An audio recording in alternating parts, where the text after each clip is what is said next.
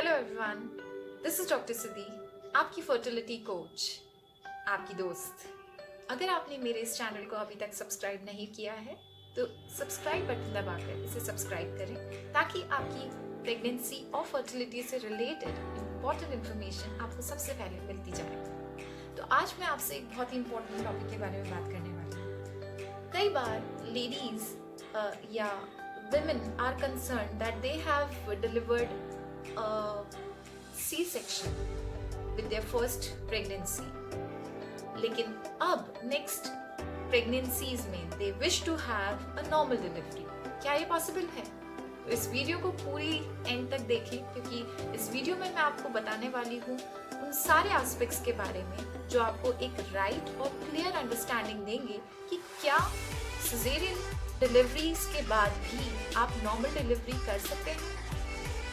सो caesarean section होने के कई सारे कारण होते हैं। At the time of labour और at the time of full term होने के बाद आपके डॉक्टर आपकी और आपकी बेबी की सेफ्टी के हिसाब से सिजेरियन को ऑप्ट करते हैं। There could be various physical reasons as well, just like if you have a twin, if you have a breech presentation of the baby and many others.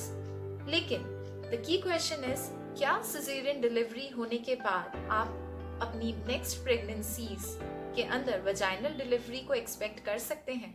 So the answer is yes, of course, it is not impossible, but there are certain considerations जिनको ध्यान में रखना और जिसके हिसाब से अपनी next pregnancy और अपनी नेक्स्ट डिलीवरी को प्रिपेयर करना इज वेरी इंपॉर्टेंट। क्योंकि पहला जो कंसर्न होता है किसी भी डॉक्टर के लिए या किसी भी पेरेंट के लिए वो ये होता है कि the mother and the baby should be safe. आपकी और आपके बेबी की सेफ्टी हमेशा एक प्रायोरिटी होती है।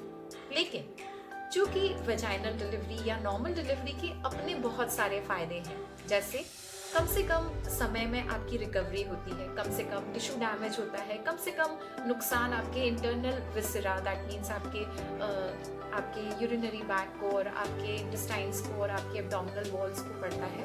इसीलिए vaginal delivery is almost and always considered more safer and more healthier for you to have.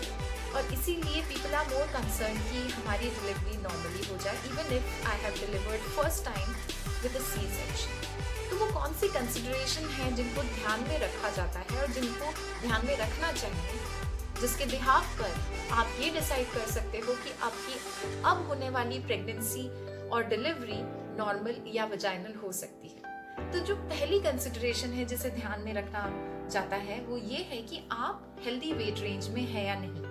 क्योंकि अगर आप बहुत ज़्यादा ओबीज हैं, आपके एब्डोमिनल फैट काफ़ी ज़्यादा है, तो it is tough for your doctor to tell you और to assure you to have a vaginal delivery for the second time, क्योंकि that can lead to many complications.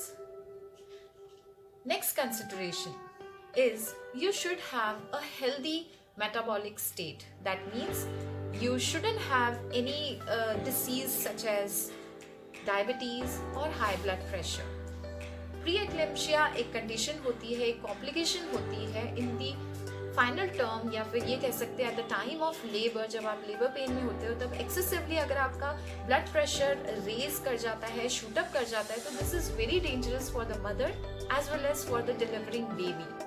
तो ये ध्यान में रखना बहुत ज़रूरी है कि आपका जो ब्लड प्रेशर है वो बिल्कुल हेल्दी रेंजेस में है, आपका जो शुगर है, आपका जो नॉर्मल स्टेट ऑफ ग्लूकोज है, that should be in a healthy range.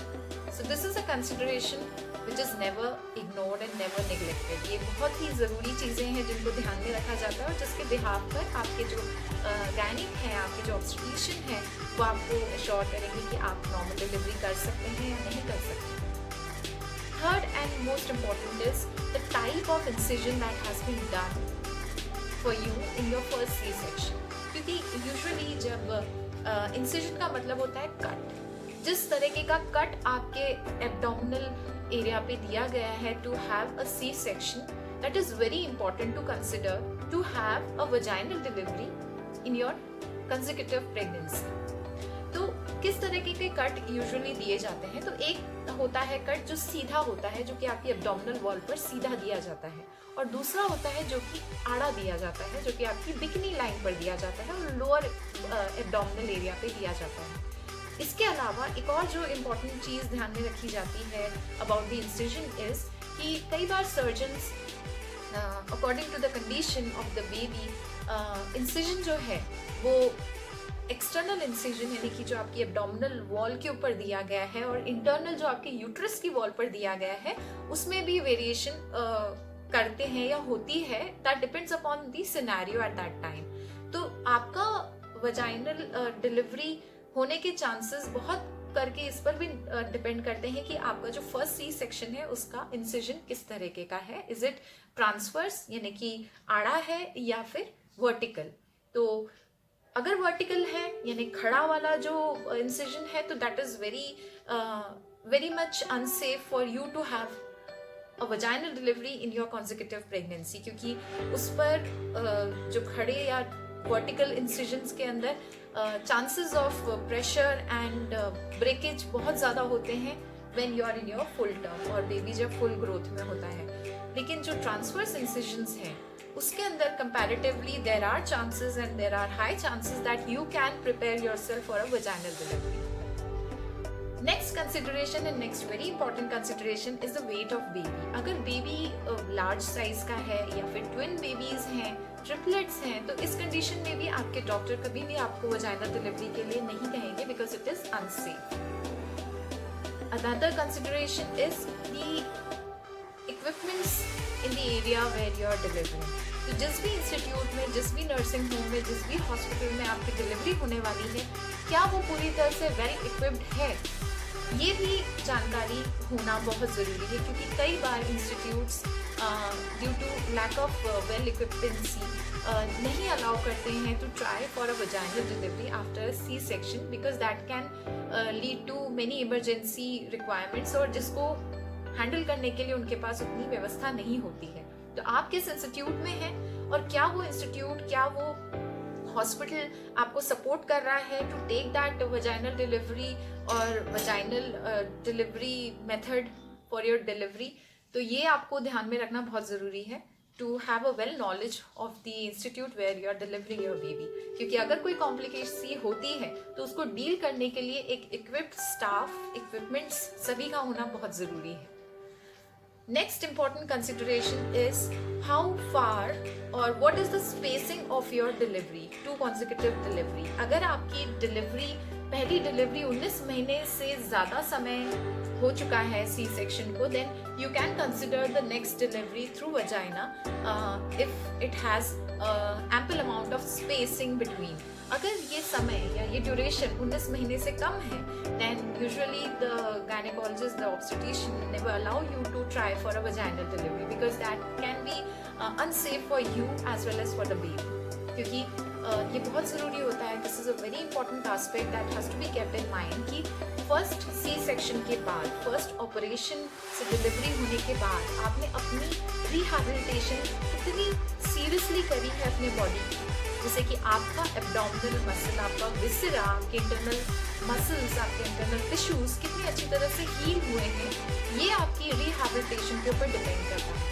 So it is very important if you want to have a normal vaginal delivery after a C-section, then you should have a well done rehabilitation after your C-section, और वो भी well guided होना चाहिए ताकि आप अपने abdominal area को बहुत अच्छी तरह से तैयार कर सके आने वाली अगली डिलीवरीज के लिए जहां आप वेजाइनल डिलीवरी को ट्राई कर सके। इसके अलावा अगर हम एक और चीज़ का ध्यान रखते हैं तो वो है आपकी as.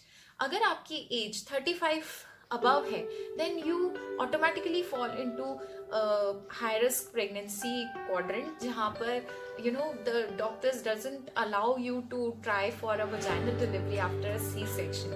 So always try to plan your babies at the right age so that आपका body और आपके doctors आपके साथ बिल्कुल assured रहें, आपका body बहुत healthy होना चाहिए। And more than that, the health and the rehabilitation that you have done, as I have mentioned, is very important to have a vaginal delivery in your later cases. So this was my take on having a normal vaginal delivery after a C-section. Do tell me how did you like this video, and do like, share and comment with your loved ones. Do share it, and thank you so much for all your love and appreciation. This is Dr. Sunil.